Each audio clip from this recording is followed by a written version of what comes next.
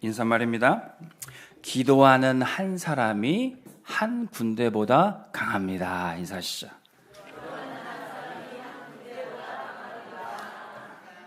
아멘입니까? 기도하는 한 사람 통해서 다 살릴 수 있어요. 어떠한 흑암의 공격과 대적이 와도 기도하는 한 사람 통해서 하늘 군대가 동원이 되니까 세상에 힘 가진 무력의 군대, 어떤 세력보다도 기도하는 한 사람이 강합니다. 하나님이 우리 온빛교회를 절대망대로 세우셨어요. 여러분들을 이 절대망대 지키는 파수꾼으로 불러주셨습니다. 근데 우리가 이 절대망대를 어떻게 지키냐? 우리 힘으로는 지킬 수가 없어요. 우리에게 기도할 수 있는 권세 주셨습니다. 기도할 때 하늘 군대가 동원됩니다. 열왕기하 6장에 보니까 기도의 사람 엘리사가 도단성 망대를 지키고 있었어요. 그러자 이 엘리사 죽이려고 아람 군대가 쳐들어왔습니다. 그 도단성을 둘러싸서 그 수많은 군대가 포위했어요. 근데 제자 한 사람이 엘리사에게 와서 선생님 큰일 났습니다. 아람 군대가 우리를 다 포위했습니다. 걱정하지 마라. 우리와 함께하는 자가 저들보다 많도다. 그래서 기도했어요. 하나님, 이 제자의 눈을 열어주셔서 보게 하여 주옵소서. 그랬더니 아람 군대보다 더 많았던 하늘 군대가, 여호와의 불말과 불병거가 아람 군대를 포위하고 도단성을 지키고 있었습니다. 주의 종 사무엘이 이스라엘 백성들을 미스바로 다 불러 모아서 기도했어요. 이스라엘 백성들이 두려워 떨면서 사무엘에게 얘기합니다. 사무엘상 17장에 사무엘 선지자여, 우리를 위하여 여호와께 쉬지 말고 부르짖어 우리를 블레셋 사람들의 손에서 구원하소서. 그때 사무엘이 어린 양 하나를 잡아다가 피제사 피언약 회복하고 하나님께 기도했습니다. 블레셋 군대가 쳐들어오는 가운데 그때 하나님이 사무엘과 이스라엘 백성들의 기도를 들으시고 사무엘상 7장 10절에 여호와께서 블레셋 사람에게 큰 우레를 발하시고 하늘에 번개와 천둥 번개가 쳐서 그 앞에 블레셋 군대가 흩어지게 됐습니다. 오늘 우리가 예배하고 언약 붙잡고 기도하는 곳에 하나님이 똑같은 역사 베풀어 주실 줄 믿습니다. 우리의 예배를 수종드는 천군과 천사들이 동원이 되고 우리 예배를 방해하는 흑암 세력들이 하늘의 번개로 무너지게 될 것입니다. 우리가 그렇게 전도자를 위해서 교회를 위해서 기도하고 있는 거예요. 우리 기도에 하나님이 증인되십니다. 하나님이 증인되시는 게 뭡니까? 하나님이 그 기도를 들으시고 네가 이렇게 기도했지? 내가 증거를 주리라. 내가 역사하리라 보여주시는 겁니다. 바울도요. 자기가 들어갔던 수많은 현장에 복음전을 세웠던 교회 위에서 항상 기도했어요. 그의 마음속에 품어졌던 제자들을 위해서 계속 기도했습니다. 로마서 1장 9절에 내가 그의 아들과 복음 안에서 내 심령으로 섬기는 하나님이 나의 기도에 증인되것이마 항상 내 기도에 쉬지 않고 너희를 바란다 얘기하고 있어요. 그래서 바울이 썼던 서신서는 다 기도의 증거였습니다. 에베소 교회, 갈라디아 교회, 로마 교회, 빌립보 교회 모든 교회를 향해서 메시지를 전했고 그 기도가 지속되었던 겁니다. 바울에게는 이렇게 여러 교회, 여러 망대가 많았어요. 그러니 이 망대를 지키기 위해서 기도를 쉬지 않을 수밖에요. 하나님이 우리 온빛교회를 우리의 망대로 주셨습니다. 우리 교회를 향한 기도를 여러분들 쉬지 말기를 바랍니다. 그래서 기도할 때 우리가 어떤 응답을 받는지 오늘 말씀은요. 에베소서 3장은 전체가 3장 14절 21절이 바울의 기도입니다. 그래서 우리가 바울의 기도를 보고 우리가 어떤 응답을 받을지 우리도 이 기도 속에 들어가시길 바랍니다. 첫 번째, 전도 선교 중심이 각인되는 기도를 우리는 드릴 것입니다. 전도 선교가 무엇입니까? 전도 선교는 천지 만물을 하나님께만 무릎 꿇고 경배하게 하는 것이에요. 우리가 이렇게 모여서 예배하는 이유가 뭡니까? 우리가 이렇게 다민족도 불러서 같이 기도하는 이유가 뭡니까? 이게 진짜 전도 선교예요.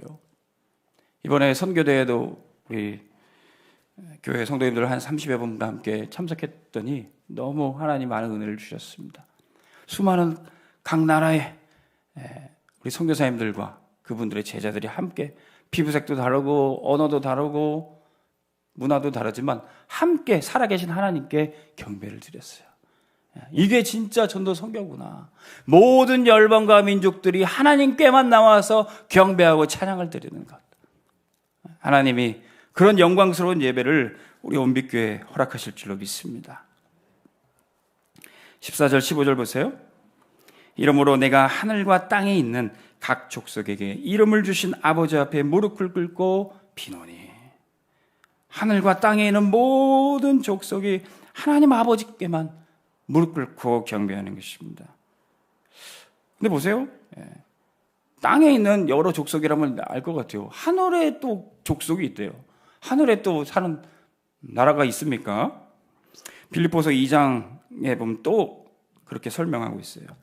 하늘에 있는 자들과 땅에 있는 자들과 땅 아래에 있는 자들로 모든 무릎을 예수의 이름에 꿇게 하시고 모든 입으로 예수 그리스도를 주라 시인하여 하나님 아버지께 영광을 돌리게 하시느니라. 땅의 모든 나라 민족이 하나님께 예배드릴 뿐만 아니라 이제는 하늘에 있는 족속들, 뭡니까? 하늘의 공중 권세 잡은 자까지도 하나님 앞에 무릎 꿇게 될 거예요. 마태복음 4장에 보면은 마귀가 금식하며 기도하고 계셨던 예수님께 찾아왔습니다. 예수님을 시험하면서 얘기하길 내게 엎드려 경배하라. 그러면 내가 너에게 보여주는 이 천하 만물을 다 너에게 주겠다. 사단은요 지금도 많은 사람들을 네가 내 말만 들으면 돼. 그럼 네가 하나님같이 되고 네가 모든 것을 다 얻을 수 있고 창세기 3장부터 지금까지 계속 속이고 있어요. 예수님도 사람의 몸을 입고 이 땅에 오셔서 우리와 똑같은 시험을 받으셨습니다. 근데 예수님은 말씀으로 승리하셨어요. 사단아 물러가라. 주 너희 하나님께만 경배하라 하였느니라. 이게 진짜 전도 선교예요. 지금도 많은 다민족들은 하나님께 경배하는 것을 놓치고 우상과 귀신 섬기는 것, 결국 사단에게 무릎 꿇고 있어요. 여기서 빼내오는 것이 전도 선교인 줄 믿으시기 바랍니다. 하나님 알지 못해서 그런데 하나님 말씀 전해줘서 우리는 살아계신 하나님께만 경배하는 것입니다. 이 복음을 전해주는 거예요. 그랬더니 말씀이 선포되니까 거기에 마귀는 쫓겨져 나가고 천사들이 나와서 무릎 꿇고 수종되게 되는 거예요.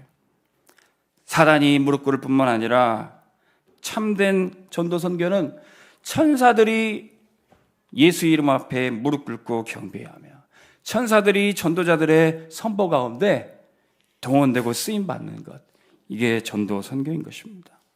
하늘의 모든 족속들이 여기에 함께 동원이 되는 것이죠. 예수님은 이렇게 공생의 사역 시작하기 전에 기도로 시작하셨고 사단을 무릎 꿇게 만드셨어요. 그때부터는 이제는 가시는 곳마다 이제는 사단이 시험하러 오는 게 아니라 알아서 기어서 와요. 마가복음 5장에 보면 예수님이 거라사 지방에 귀신 들린 한 사람을 고치러 가셨어요. 귀신이 들리니까 막 어마어마한 힘이 생겨가지고 이 사람을 치유하기 위해서 줄도 묶어보고 쇠사슬도 묶어봤는데 그걸 다 끊어버렸어요. 집에다 갖다 놓으면 집에서 뛰쳐나가고 무덤에서 막 잠을 자고 막 돌아다니고.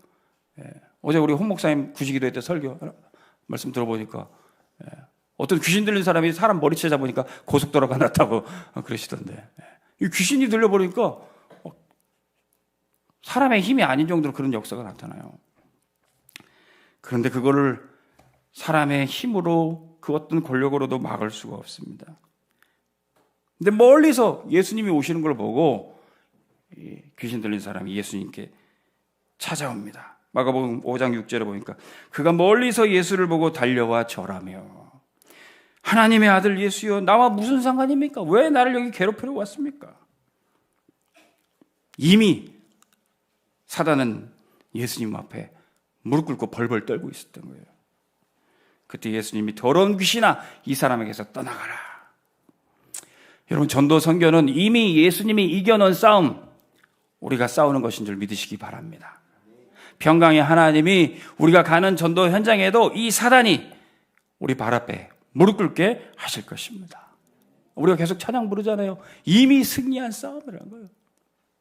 예수님이 사단을 꺾으셨고 우리 전도자들이, 우리 선교사님들이 가는 곳에 이 승리한 싸움을 싸운 것입니다. 선포만 하면 돼요. 예수 그리스도의 이름.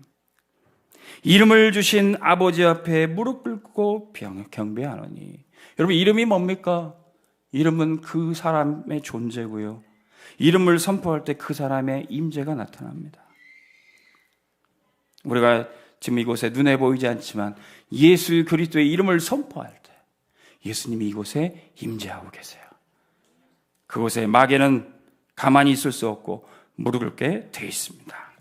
두 번째, 전도 선교는 처음부터 주신 축복입니다. 그리고 전도자는 그것을 기도로 그 사명을 확인하고 각인합니다. 창세기 12장에 하나님이 아브라함을 부르시면서 처음부터 주신 축복이 너는 복의 근원이 될지라 내가 너로 큰 민족을 이루고 천하 만민이 모든 족속이 너로 인해 복을 받을 것이다.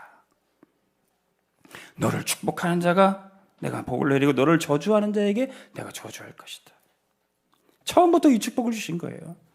예수님이 제자들 부를 때도 마가복음 3장에 주께서 자기가 원하는 자들을 부르시니 나온지라. 우리가 이 자리에 그냥 온 것이 아닙니다. 주님이 원하셔서 부르신 줄 믿으시기 바랍니다. 그래서 자기와 함께 있게 하시고 또 나가서 전도도 하게 하시고 전도할 때 귀신이 무릎 꿇는 권능을 주시는 것입니다. 처음부터 제자들 부를 때 이 축복 주시기를 원하셨던 거예요. 전도는요, 오래 교회 다닌 사람, 오래 믿은 사람만 할 수 있는 것이 아닙니다. 새 가족도 처음 부르실 때부터 이 전도자로 부르신 줄 믿으시기 바랍니다. 사도 바울이요, 기도할 때 이 처음부터 주셨던 사명을 늘 각인했던 기도를 했던 거예요. 사도행전 9장 15절에 하나님이 바울을 처음 부르실 때부터 이는 이방인들과 임금들과 이스라엘 자손들에게 내 이름을 전하기 위한 택한 나의 그릇이다. 처음부터 이 사명 주신 거예요. 그런데 지금 에베소서를 쓰는 바울은 어떤 상황입니까? 복음 때문에 옥에도 갇혔고 어려움도 당하는 순간에 이 사명 다시 각인하는 거예요. 15절 다시 보십시오. 이름을 주신 아버지 앞에 내가 무릎 꿇고 비노니. 우리는 문제 오면 내가 괜히 설쳐가지고 괜히 복음 전하다가 괜히 열심히 하다가 내가 이렇게 어려움 당하는 거 아닌가? 가끔 그런 생각 들 때 있어요. 근데 다시 한번 기도 중에서 언약 확인하는 거예요. 다시 한번 하나님이 나를 불러주신 그 사명 확인하는 것입니다. 이 하나님의 이름 그리스도 이거 전하라고 나를 불러주셨지. 바울은 옥중에서도 다시 이 기도로 전도 선교의 사명을 각인하는 것입니다. 오늘 우리 온빛교회도 날마다 기도 속에 이 전도 선교 중심 각인하길 바랍니다. 사도행전 13장에 바울이 선교사로 파송 직전에도 금식하면서 기도했어요. 하나님이 나를 이방인들에게 복음 전할 그릇으로 불러주셨지. 많은 선교사님들이 파송받기 전에 이 기도하실 겁니다. 어제 우리 선교 특강에 오셨던 우리 두 분의 선교사님도 그 선교 여정 속에 주셨던 하나님의 은혜를 간증하시면서 우리가 그것을 엿볼 수 있었습니다. 과연 나를 선교사로 부르시는 게 하나님 뜻이냐? 내가 인본주의 쓰지 말고 성령기도 받기 위해서 가만히 있어야 되겠다. 하나님이 나를 이곳에 보내시는 게 맞냐? 기도하면서 그 언약을 각인했어요. 선교사님들 뿐만 아닙니다. 우리 모든 온빛교회 성도님들이 하나님이 현장 선교사로 불러주신 겁니다. 그래서 여러분들이 가시는 곳마다 기도로 시작하셔야 돼요. 사도 바울도 이제 빌립보 현장에 사도행전 16장에 보면 처음 들어갈 때 뭐부터 했습니까? 안식일에 우리가 기도할 곳이 있을까 해요. 여러분들이 가는 곳마다 먼저 기도할 장소를 찾아보세요. 우리 렘넌트들은 그 학교 책상을 기도처럼 만드시기 바랍니다. 우리 직장인분들은 여러분들의 책상을 보좌의 능력 누리는 자리로 만드시기 바랍니다. 그럼 거기서부터 역사가 시작이 되는 거예요. 우리가 기도하는 곳에 가다가 일하는 곳에 가는 것이 아닙니다. 늘 아침부터 기도하는 곳에 오늘 출근하고 나가는 거예요. 아이고 오늘 또 고생하는 곳에 가네. 그게 아니라 여러분들의 본업은 직장인이 아니라 전도자인 것을 잊지 마시기 바랍니다. 기도하는 곳에 가다가 이게 우리의 캠프고 이게 우리의 다락방이에요. 5월 달에는 또 우리 캠프가 또 계획되어 있습니다.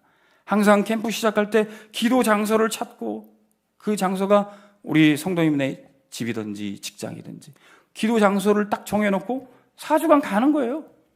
기도하러 가는 거예요. 그럼 하나님이 거기서 하시는 역사를 전도운동을 우리가 확인하게 되는 것입니다. 우리 모든 성도님들 기도로 전도 선교 중심 각인하기를 주의 이름으로 축원합니다. 세 번째는 전도 선교는 속 사람을 살리는 일입니다. 16절 그의 영광의 풍성함을 따라 그의 성령으로 말미암아 너희 속 사람을 능력으로 강건하게 하시오며. 전도 선교는요, 예수 믿으니 일이 잘 되고 승진되고 자녀가 합격이 되고 그것도 좋겠지만 진짜 전도는 우리의 속 사람을 살리는 거예요. 우리의 영혼이 살아나는 것입니다. 그러면 때로는 우리의 겉사람은 나이가 들어서 늙어서 아니면 병들어서 낡아질지라도 고린도후서 4장 16절에 겉사람은 낡아지나 우리의 속사람은 날로 새로워지도다. 이번에 선교대회 가니까 오랜만에 또 못 배웠던 우리 선배 목사님들도 뵙고 또 어른들도 인사드리고 했더니 양 목사 왜 이렇게 흰머리가 많이 난다 그러더라고요. 아유 괜찮습니다. 저 겉에는 흰머리가 많지만 제 속사람은 성령 충만합니다. 그렇게 너스레를 떨었는데 17절 보세요. 고린도후서 4장 17절 우리가 잠시 받는 환난에 경한 것이 지극히 크고 영원한 영광에 중한 것을 우리에게 이루게 함이니. 잠시 잠깐 고난이 있는 것 같아도 고생하는 것 같아도 우리의 속사람은 더 성령 충만하고 영원한 축복을 향해서 가는 것이에요. 복음 우리의 제자들에게 우리 렘넌트들에게 심으면 심을수록 영혼이 잘 되고 범사가 잘 되고 강건하게 되는 것입니다. 그럼 반면에 영혼은 잘 되는데 하는 일마다 안 되고 건강도 변변치 않고 그러면 어떻게 합니까? 응답이 안 오면 어떡할 거예요? 강건하지 않으면 어떻습니까? 그리 안 해도 괜찮다는 거예요. 내 속사람이 강건하다면, 내 속에 그리스도가 계시다면 괜찮다는 겁니다. 다니엘의 세 친구들이 불못불 속에 들어가면 하나님이 건져주실 것이다. 그러나 그리 아니하실지라도 나는 하나님만 경배하고 찬양할 것이다. 이 믿음이 있었어요. 우리의 영혼이, 우리의 속사람이 살아있다면 우리의 범사가 잘 안 돼도 우리의 건강이 변변치 않아도 우리는 괜찮은 줄로 믿습니다. 내게 사는 것이 그리스도니 나의 죽는 것도 유익하다. 우리가 아무리 건강관리 잘해도요, 우리 어른들 아무리 좋은 음식 먹고 건강식품 챙겨 먹어도요, 겉사람은 결국 낡아지게 돼 있습니다. 더 우리가 신경 쓰고 집중해야 될 것은 속사람이에요.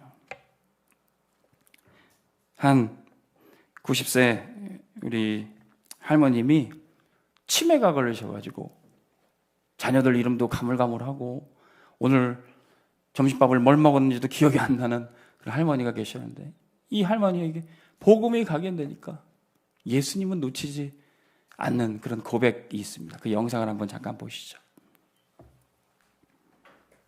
Hey, can you tell me what your address is? What my address is? Mm-hmm. I don't know. Okay. What color shirt did you have on yesterday? I don't know. What'd you have for lunch today? Food. Good food. All right. So who is Linda? Do you know Linda? Um, Oh. what about Paul? Paul? Paul. Paul. I didn't know Paul either. All right. Who is Jesus? Well, Jesus is the one that saved me and lives in my heart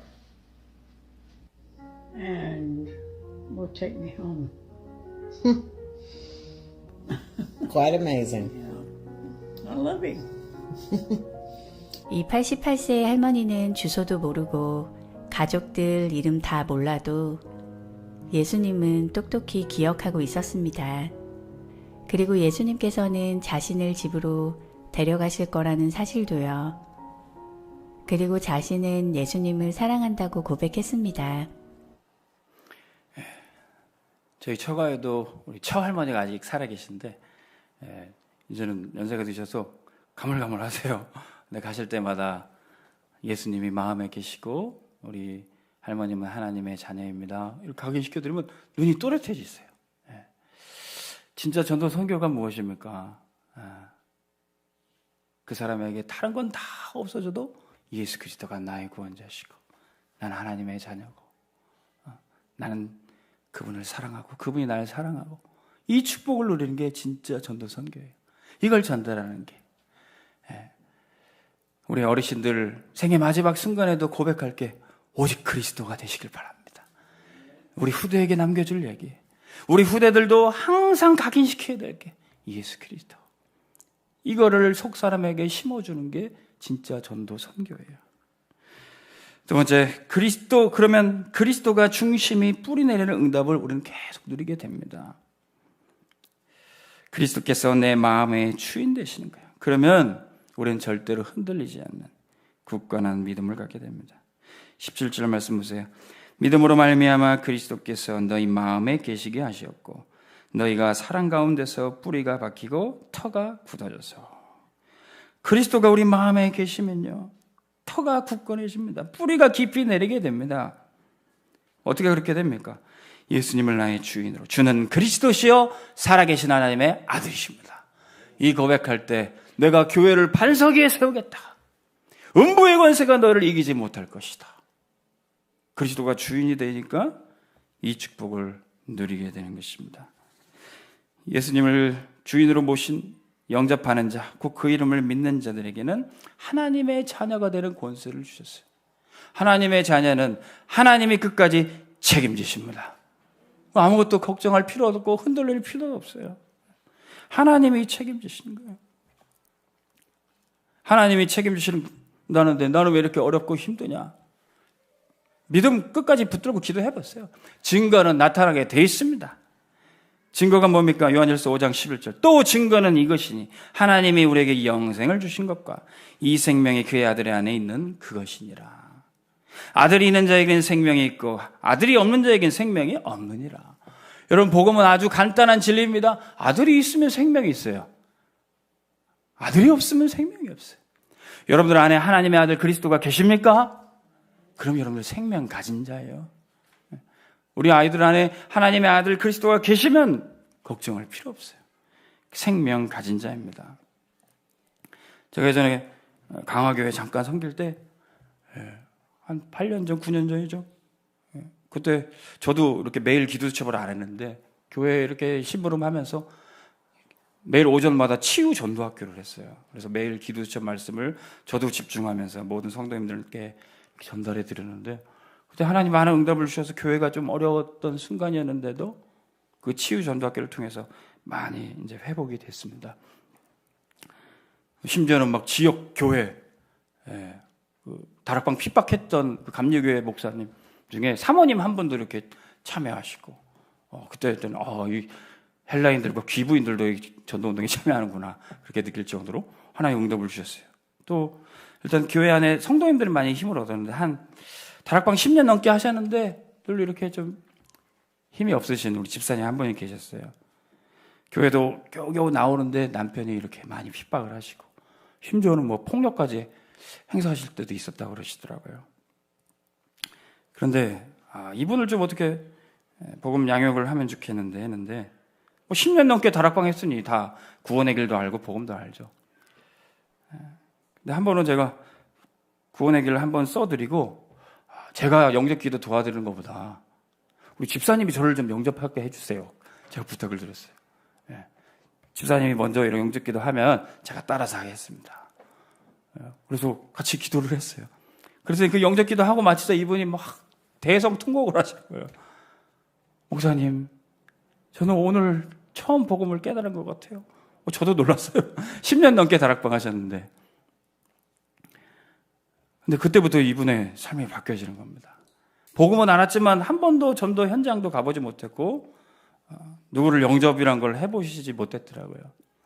근데 저를 영접시키고 나서부터 그때부터 영적인 힘이 생기니까 그 무서웠던 남편분도 저랑 식사 자리를 딱 이렇게 마련해 주시더라고요. 남편분 만나보니까 제가 선입견 갖고 만났는데 좋으신 분이에요. 산도 좋아하셔서 늘 대한민국 전국의 명산은 다 갔다 오셨대요. 그러니까 제가 그 얘기를 들으니까 우리 이제 선생님 모든 산은 다 올라가셨으니 이제 갈보리 산에 올라가시죠. 그 얘기하면서 이렇게 복음을 딱 전했는데 이분이 이제 예배 속으로 들어오시게 됩니다. 지금 이제 뭐 임직도 받으신다고 이제 소리도 들리는데 그리스도가 내 속에 계시는 그것을 확인하고 누리고 있으면 증거는 나타나게 돼 있습니다. 내가 살고 그렇게 안 될 것 같았던 내 가족과 내 이웃이 살아나게 돼 있습니다. 성도는 넘치는 그리스도의 사랑을 그래서 체험하게 됩니다. 18절 보세요. 능히 모든 성도와 함께 지식에 넘치는 그리스도의 사랑을 알고 그리스도가 내 안에 계시고 내 주인이 되시니까 우리는 주님을 섬기면 섬길수록 그 사랑을 깨닫게 돼요. 여러분 세상에 주인은요 섬기면 섬길수록 저 사람 마음에 안 든다. 아무리 훌륭해 보이는 사람도 가까이 있어 보면요 저 사람이 부족한 것 보이고 실망하는 것 보입니다.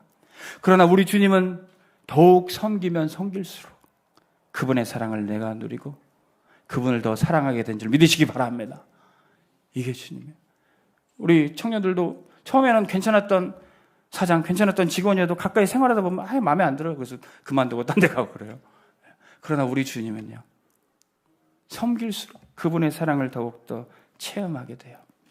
근데 그 사랑을 더 체험하는 기회가 뭔지 아십니까? 로마서 8장 35절에 누가 우리를 그리스도의 사랑에서 끊으리요? 환난이나 곤고나 박해나 기근이나 적신이나 위험이나 칼이라.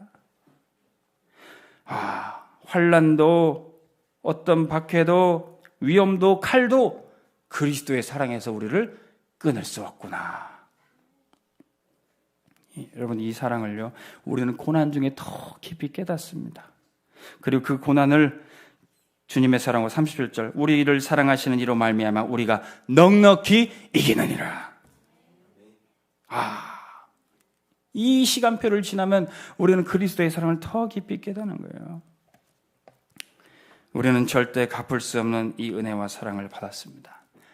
십자가의 사랑으로 우리는 구원받았기에 이제는 여러분들은 피차 사랑의 빛 외에는 아무에게도 지지 말라 이 말씀을 받았어요. 로마서 13장에 이 사랑은 이웃에게 행하지 아니하느니 이웃에게 악을 행하지 아니하느니 그러므로 사랑은 율법의 완성이라. 우리는 물질에 돈의 빚을 지시면 안 돼요. 사랑의 빚을 날마다 지셔야 됩니다. 돈으로 빚을 지면요 또 돈을 빌려주거나 금전거래를 하면요 돈도 잃고 사람도 잃을 수 있어요. 돈을 갚으면 갚았어 이제 됐지 그리고 막 관계도 흐트러지는 경우도 있어요. 돈을 못 갚으니까 사람이랑 점점 멀어지고 상처도 되고 그렇습니다. 교회 안에서도 이런 금전거래는 절대 여러분들이 주의하시기 바랍니다. 우리는 사랑의 빚만 져야 돼요. 사랑은 아예 다 갚을 수가 없는 빚이기 때문에 그래요. 부모님의 사랑, 아버지 어머니 이렇게 키워준 거 나 다 갚았어요 끝이에요? 뭐 그런 거 없어요. 스승의 사랑 다 갚을 수 없어요. 하나님의 사랑 다 갚을 수 없습니다. 그냥 계속 빚진 관계로 서로 사랑하는 것입니다. 근데 마태복음 18장에 보면은 금전 관계 때문에 이 돈의 빚을 지어서 이 인간관계가 깨진 얘기가 나옵니다. 한 주인이 종에게 1만 달란트를 빌려줬는데 갚지 못해요, 이 종이.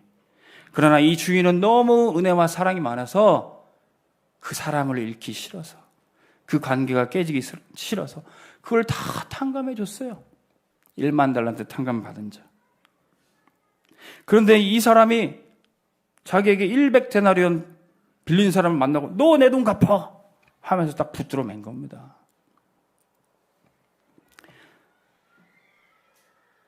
우리는 이 돈의 문제는 우리의 힘으로는 해결할 수가 없습니다. 그러나 하나님은 우리에게 넘치는 은혜와 사랑을 베풀어 주셨어요. 왜 1만 달란트 탕감받은 이 사람이 왜 이 100데나리온 빚진 자를 올감했습니까? 내가 주인에게 엄청난 사랑과 은혜를 받은 것을 깨닫지 못하고 그저 문제 해결만 받았다고 착각을 했어요. 여러분, 십자가는, 예수 그리스도는 문제 해결 정도가 아닙니다. 우리는 예수님의 십자가를 통해서 어마어마한 은혜와 사랑을 받았어요. 문제 해결 받았으니까 이제 살았다 하고 남의 문제는 해결할 수 없는 그런 부족한 사람이 되는 것입니다. 예수 그리스도는 우리의 모든 문제만 해결했을 뿐만 아니라 우리에게 어마어마한 사랑을 받았어요. 이 사랑을 체험하는 자가 진짜 사람을 살릴 수가 있는 것입니다. 지금도 문제 해결 받아서 주님 떠난 사람 많이 있어요. 병 고치러 왔다가 병 고침 받은 다음에 나 이제 살았다 하고 주님 떠났어요. 경제 문제 해결하기 위해서 왔다가 나 이제 축복 받았다 하고 떠난 사람들 많아요. 그러나 진짜 예수 그리스도가 나를 구원하시고 나를 사랑하시는 분이다, 이거 체험한 사람은 주님과 함께 여기에 있는 것입니다. 저와 여러분들은 이 그리스도의 사랑을 날마다 체험하시길 바랍니다. 그러면 이 그리스도의 사랑으로 넘치는 은혜를 누리는 상태가 뭡니까? 그게 바로 성령 충만이에요. 성령 충만은 모든 것을 통달하여 깨닫게 합니다. 19절, 그 너비와 길이와 높이와 깊이가 어떠함을 깨달아 하나님의 모든 충만하신 것으로 너희에게 충만하게 하시기를 구하노라. 하나님의 것이 아니면은 우리는 하나님의 역사를 깨달을 수 없어요. 고린도전서 2장 10절, 오직 하나님의 성령이 이것을 우리에게 보이셨으니 성령은 모든 것 하나님의 깊은 것까지 통달하시느니라. 하나님의 깊은 것이 무엇입니까? 복음의 깊이, 높이, 넓이. 로마서 11장 33절에 바울이 조금 복음을 맛보고 고백하는 정도가 뭐냐요? 깊도다 하나님의 지혜요 지식의 풍성함이요 그 판단은 헤아리지 못할 것이며 그의 길은 찾지 못할 것이로다. 우리가 복음을 다 알아 깨달을 수 없어요. 그저 맛보는 정도. 복음이 깊도다. 우리가 저 깊은 바다를 보고 그걸 다 측량할 수 없구나, 그냥 바다가 깊구나 이렇게 얘기할 수밖에 없어요. 저 높은 하늘을 보고 뭐 몇 센치네 몇 킬로네 얘기할 수 없어요. 하늘이 높구나. 우리가 하나님의 사랑 복음도요 깊도다 넓도다 그 정도밖에 고백 못해요. 이게 진짜 복음 깨달은 사람이에요. 바울은 그렇게 고백하는 겁니다. 근데 복음 알고 보니까 그때부터 하나님 나를 택하신 게 영세전에 감추었던 이 복음으로 나를 부르시고 이제 이 복음의 능력이 지금 나타나서 나는 하나님의 전도자로 선교사로 부르심 받아서 쓰임 받는구나. 이제 세세 무궁토록 하나님의 영광을 위해서 나는 살 것이다. 이렇게 고백하는 것입니다. 복음 깨닫고 보니까 그때부터 나의 과거, 현재, 미래가 누려지게 돼요. 전에는 과거에 있었던 그 상처, 과거의 그 사건 때문에 늘 가슴 아파했지만 그리스도가 내 속에 중심이 되고 주인이 되시니까 과거가 다 이해가 돼요. 과거가 다 발판이 됩니다. 그리고 현재 그리스도가 내 속에 중심이 되시니까 미래도 근심, 걱정, 염려할 것이 아니라 하나님이 인도하시는 미래가 되는 것입니다. 그리스도가 중심이 될 때 여러분들, 그래서 여러분 간증문을 여러분들 한번 써보시는 것도 도움이 됩니다. 그리스도를 만나기 전 나의 과거, 그리스도를 만났던 그 사건, 그리스도를 만난 후에 나의 미래는 하나님이 어떻게 사용하실까? 이 과거, 현재, 미래가 여러분들에게 있습니다. 그러면 그리스도를 중심에 모시고 이제는 나의 현장의 윗사람, 아랫사람까지도 다 이해할 수가 있게 돼요. 내 옆에 사람도 이해할 수가 있게 됩니다. 에베소서 6장에 보면은 종들아 두려워하고 떨며 성실한 마음으로 육체의 상전에게 순종하기를 그리스도께 하듯 하라. 요즘에 MZ 세대들은요, 이렇게 어른 세대랑 소통이 안 되다 보니까 자기네들끼리는 얘기를 잘 안 하는데, 이렇게 어른들을 무시하는 경향이 있어요. 우리 랩런트들 청년들도 현장에서 그렇게 하면 살릴 수가 없어요. 우리를 전도자로 부르신 것은 윗사람도 살리고 아랫사람도 살리고 모든 옆에 사람들 다 살릴 수 있는 전도자로 부르신 겁니다. 그리스도를 내 중심에 모시고 주인으로 모시니까 누구든지 다 소통하고 살릴 수가 있습니다. 또한 윗사람도요, 에베소서 6장 9절에 보니까 상전들아 너희도 그들에게 이와 같이 하고 위협을 그치라. 이는 그들과 너희의 상전이 하늘에 계시고 그에게는 사람을 외모로 취하는 일이 없는 줄 너희가 알미라. 우리 어른들도요, 우리 렘넌트들을, 우리 청년들을 보살펴 주시고 소통해 주시고 그들이 어떻게 힘든지 어떤 어려움이 있는지 돌아봐 주시길 바랍니다. 왜? 이들이 우리의 다음 세대를 이어서 교회를 살리고 후대를 살려야 되기 때문에 그렇습니다. 이처럼 성령 충만 받은 사람은요, 위, 아래, 옆을 보고요, 우리의 과거, 현재, 미래를 보고 복음의 높이, 깊이, 넓이를 이해할 수 있게 됩니다.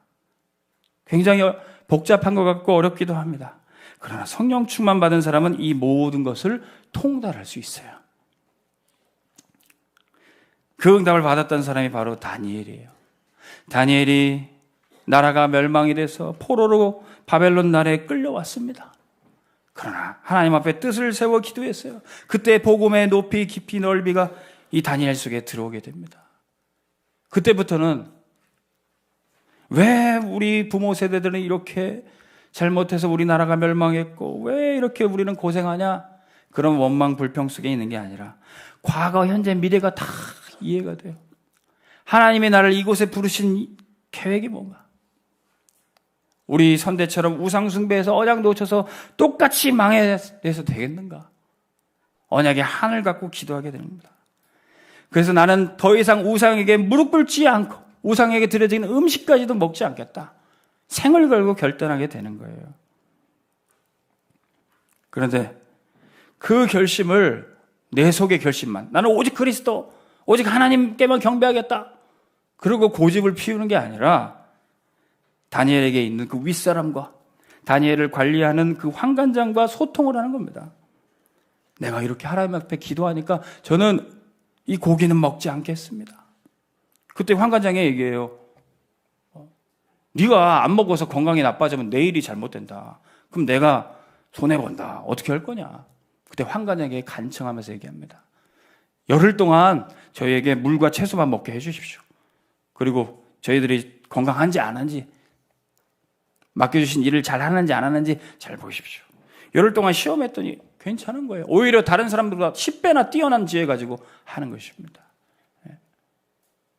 그랬더니 하나님께서 환관장을 통해서 다니엘에게 은혜와 긍휼을 얻게 하신지라. 하나님의 사람은 이렇게 성령 충만으로 모든 사람과 소통하고 모든 것을 깊이 깨달아 알 수 있게 되는 것입니다.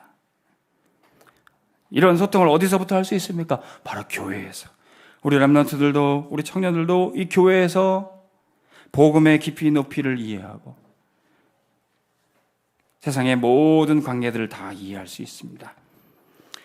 세 번째, 교회의 중심이 체질되는 역사가 우리에게 기도응답으로 주어집니다. 하나님은 우리 기도보다 더 넘치도록 역사하십니다. 20절 보십시오. 우리 가운데서 역사하시는 능력대로 우리가 구하거나 생각하는 모든 것에 더 넘치도록 능히 하실 이에게. 우리가 기도했던 것보다 하나님은 더 풍성하게 역사하실 겁니다. 제9시기도에 우리가 부르짖어 기도했던 그것보다 더 확실하게 응답하여 주실 것입니다. 요한복음 10장 10절에 도둑이 오는 것은, 마귀가 오는 것은 도둑질하고 우리의 생명과 행복과 건강을 빼앗기 위해서 오지만 예수 그리스도께서 오신 것은 양으로 생명을 얻게 하고 더 풍성히 얻게 하려는 것이라. 예수님 우리에게 생명을 주시고 더 풍성히 주세요. 그래서 그 풍성한 응답은 우리가 다 누리고도 남는 것입니다. 요한복음 6장에 보면은 예수님이 어린아이 도시락 보리떡 5개와 물고기 2마리로 5,000명을 배부르게 먹여주셨어요. 근데 다 배부르게 먹고도 얼마나 남았어요? 12강주리가 남게 됩니다. 하나님의 역사는 항상 먹고 남는 역사입니다. 그래서 교회에서 여러분들 식사 같은 거, 간식 같은 거 준비하실 때도 딱 맞게 준비하시면 안 돼요. 교회는 항상 먹고 남아야 돼요. 왜냐하면 먹다가 부족하면 안 되니까. 이게 먹다가 끊기면 또 안 됩니다. 예전에 우리 크리스마스 때 떡국 하시다가 먹다가 살짝 끊길 뻔했는데 나중에 풍성하게 남았습니다. 이게 하나님의 역사예요. 우리 램들 식사 때도 항상 먹고 남는 줄로 믿습니다. 누구든지 와서 먹을 수 있게. 새싹 실삭 때도 우리 새싹 랩런트들 먹고 남아가지고 나중에는 우리 아이들이 어머니들이 싸가가지고 저녁까지 먹고 남는 역사 있기를 바랍니다. 그래서 이제 남편들이 오셔가지고 오늘 반찬이 맛있네. 솜씨가 좋아졌어. 그렇게 얘기할 정도로 먹고 남는 역사가 있어야 돼요. 하나님의 역사는 절대로 부족하지가 않습니다. 가나 혼인잔치집에 포도주가 떨어진 적이 있었어요. 그때 예수님이 주인으로 거기에 말씀하셨습니다. 거기에 하인들이, 심부름 하는 사람들이 말씀하셨는지 그대로 하라. 말씀대로 할 때 부족한 것은 채워지고 회복되고 남게 되는 줄로 믿습니다. 교회도 마찬가지예요. 교회가 때로는 은혜가 떨어진 것 같고 경제가 떨어진 것 같고, 그러나 우리는 그리스도의 말씀대로 할 때 모든 것이 채워지고 회복되는 줄로 믿습니다. 우리의 가정도 마찬가지예요. 그리스도가 주인 될 때 모든 것은 회복되게 되어 있습니다. 그러면 교회는 우리 후대를 키우고 대대로 응답받는 영원한 플랫폼이 되는 것입니다. 21절 보세요. 교회 안에서와 그리스도 예수 안에서 영광이 대대로 영원무궁하기를 원하노라. 우리가 어디서 응답을 받습니까? 교회 안에서. 우리가 어디서 축복을 누립니까? 그리스도 안에서. 이 교회는 우리가 응답받고 축복받는 플랫폼이 되는 것입니다. 근데 그 응답을 진짜 최고로 누린 게 뭐예요? 대대로 우리 후대를 키우는 것입니다. 예수님은 항상 사역 중에서 어린아이들을, 렘넌트를 중요시하시면서 어린아이들을 항상 부르시고 품에 안으시면서 이 어린아이들이 내게 오는 것을 막지 마라. 이 아이들이 하나님 나라의 주인공이다. 어린아이 도시락 가지고 5,000명을 먹이셨어요. 어린아이 헌신 통해서 하나님은 교회를 든든히 세워 나가십니다. 미국의 필라델피아 교회에 거기 한 목사님이 목회하고 계셨습니다. 근데 교회에 올라가는 그 계단에 이 벽돌들이 깨져가지고 웅덩이가 생겨서 비가 오면 사람들이 오르락내리락 할 때 흙탕물이 튀는 거예요. 근데 목사님은 그걸 보고 기도하고 계셨습니다. 하나님, 이 계단을 고쳐야 되는데, 저 같으면 어떤 장로님께 부탁드렸을 텐데 이 목사님은 기도하고 계셨대요. 근데 다음날 어느 날 보니까 그 계단에 벽돌 하나가 딱 갖다 놓여져 있는 거예요. 누가 갖다 놨지? 어떤 성도님이, 어떤 장로님이 마음 품고 하시나 보다. 다음 주에 보니까 벽돌 한 장이 또 놓여져 있는 거예요. 아니, 벽돌을 갖다 놓으려면은 한꺼번에 많이 갖다 놓고 공사를 하면 되는데 이거 한 장씩 두 장씩 갖다 놓고 어떻게 공사를 하겠다는 거야? 그래서 지켜보고 계시다가 어느 날 새벽에 보니까 한 아이가 벽돌 한 장 가지고 거기에 갖다 놓는 거였어요. 알고 보니 그 벽돌 공장에서 일하는 한 아이가 자기가 일한 급료를 가지고 벽돌 한 장 한 주에 하나씩 갖다 놓는 거였습니다. 그 광경을 보고 목사님은 그 자리에서 무릎 꿇고 기도할 수밖에 없었어요. 하나님, 교회를 사랑하고 이 교회를 세우기 위해 저 고사리 같은 손으로 헌신하는 이 아이를 축복하여 주옵소서. 그 자리에서 그 아이를 축복하시면서 기도하셨습니다. 그 아이는 미국의 백화점 왕이라고 불렸던 존 워너메이커였습니다.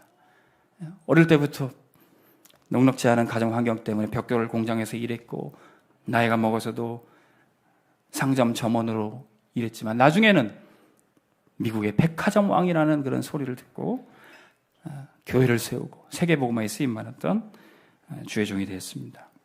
하나님께서는 지금도 우리 어린아이들을 그렇게 세계 살리는 주역으로 쓰기 위해서 준비하고 계십니다. 예수님이 십자가 지시면서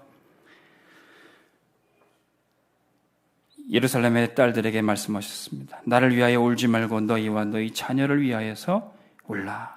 예수님이 베드로에게 부탁하셨습니다. 나를 사랑하느냐? 그러면 내 어린 양을 먹이라. 우리 교회는 이 주님이 부탁하신 이 일을 감당하는 교회로 쓰임받기를 소원합니다. 그래서 하나님이 렘넌트 키우고 교회의 축복 누리기 위해서 허락하신 게 바로 금토일 시대예요. 우리 영빛교회 모든 성도들은 교회 축복 누리기 위해 금토일 시대에 주역되시길 바랍니다. 금토일 시대는 뭡니까? 금요일부터 우리가 영적인 축복 기가 막히게 회복하는 거예요. 금요 전도학교부터 하나님이 우리 교회 전도학교 주신 이유 여러분들 확인하시기 바랍니다. 우리가 세상에 그저 살다가 교회 오면서 바로 전도 선교 중심부터 회복하라는 거예요. 그래서 금요 기도회는 우리가 세상에서 눌리고 힘들었던 것도 다 치유받고 영적인 힘을 회복하게 되는 겁니다. 토요일에는 우리가 핵심 말씀 받고 램들과 우리 청년 예배 통해서 렘넌트 살리는 그런 후대 사역을 하는 것입니다. 주일에는 서밋 주일, 주일에 최고 영적 상태 누리도록 말씀 받고 기도하고 찬양하는 것입니다. 그래서 현장에 나가 정복하는 찬양 전도 우리가 인도받게 되는 것이죠. 이게 바로 금토일 시대 우리 온백교회 성도들이 누려야 될 축복입니다. 결론의 말씀, 이제는 우리가 전도 선교를 회복하는 기도 통해서 우리는 모든 것을 회복할 것입니다. 우리가 전도 선교를 회복했다? 그럼 모든 것을 다 회복한 거예요. 우리 계속 안 보이시는 우리 박명수 권사님은 지금 병원에서 이제 요양하시면서 치료받고 계십니다. 제가 있던 병원에도 오셔서 거기서 수술 받으시고 옆에 있던 병실에 있던 환자분들을 저한테 소개시켜서 복음도 전하고 영적 기도도 하고 전도 선교를 병원에서 회복하셨어요. 우리가 문제 있어도요, 전도 선교 회복하면 모든 것을 회복하게 되어 있습니다. 건강도 회복되게 될 줄로 믿습니다. 우리 최영석 주목님도 집안에 전세 사기 문제로 있었는데 내가 이 집이 어려운데 여기 전도부터 해야 되겠다. 거기서 지교회 열어서 캠프 응답 받았습니다. 나중에는 제자 나오고 전세금도 100% 전액 회복되고 걱정 없이 되었습니다. 여러분들이 지금 문제 가운데 있어도 전도 선교부터 회복해 보시기 바랍니다. 그럼 아무것도 문제되지 않아요. 그리스도가 주인 되시기 때문에. 그래서 우리는 이 전도 선교 회복하는 기도를 교회 속에서 집회 속에서 은혜 가운데 누리시기를 주님의 이름으로 축원합니다. 우리 이번 세계 선교 대회 주제가 망대를 가진 파수꾼, 우리 찬양하겠습니다.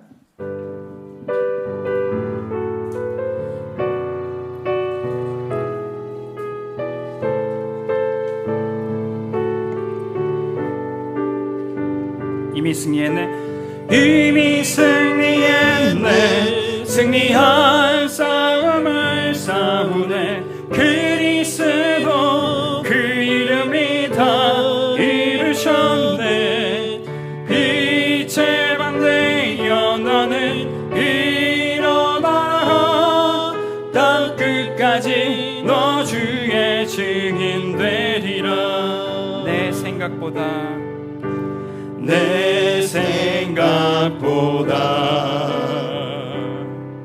크고 높으신 하나님의 계획 성삼위 하나님 그분이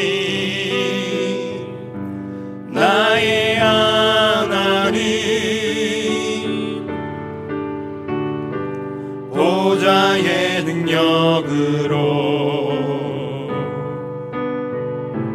함께 하시며 과거와 현재와 미래가 주께 있네. 하나님의 말씀을 말씀대로 믿으며 기도 안에서 모든 것 보내. 이미 승리했습니다. 이미 승리했네. 승리한 싸움을 싸우네. 그리스도 그 이름이 다 이루셨네. 빛의 망대여 너는 일어나라.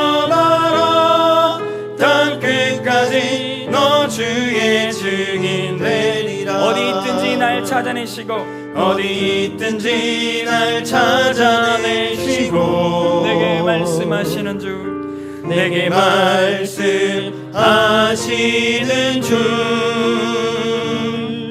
너는 버림받지 아니한 성읍이라. 너는 내 거룩한 백성이라. 이미 승리했습니다. 이미 승리했네. 승리한 싸움을 싸우네. 그리스도 그 이름이 다 이루셨네.